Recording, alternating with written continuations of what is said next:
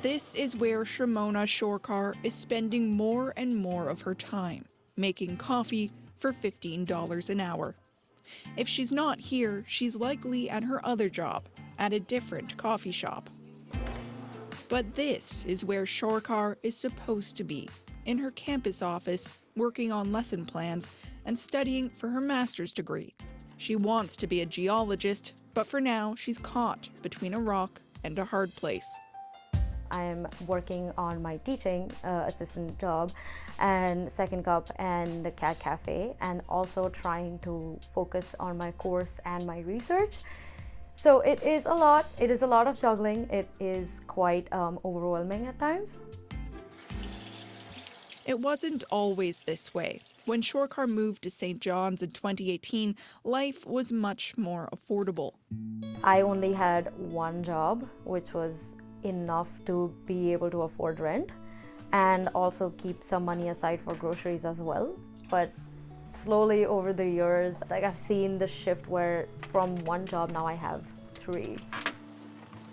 The rising cost of living has left Shorkar with little choice but to spend less time on her education and more time making ends meet. Every week she rides this bus to get to her various jobs around the city. But because those jobs are part-time, she doesn't know how many hours she'll get in a week, when her shifts will be, or how much money she'll be taking home. Because everything feels so overwhelming and I know that I have so much to do, I find it very hard to get out of bed. And sometimes even if I'm up early, right on time, I wake up on my alarms, I can't get out of bed because the thought of having to do so many things just sort of paralyzes me and I'm unable to do anything about it. She's not alone. From middle-class families to recent graduates, experts say more and more people are working multiple jobs to cover basic necessities. There's real insecurity out there, and I think what's very sad is that the insecurity impacts most vulnerable groups a lot more than the average person. And that's why we're seeing the explosion in precarious work, the explosion in people having to pick up a second or a third job. It's a crisis driven by recent events, the pandemic, the housing shortage, inflation. But throughout history, workers have often been pushed to the brink.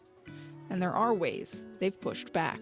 It's through organizing collectively and pressuring governments and employers to make changes, right? The kind of boom in education, and again, the post-World War II period where more people were going to university and stuff like that, a lot of that was being funded by, tax dollars, by governments saying we see an inherent value in training a workforce, and so we are going to prioritize that. If her daily grind doesn't change, Shorkar may have to take her degree somewhere else. She just can't see staying in Canada if the cost of living remains this high.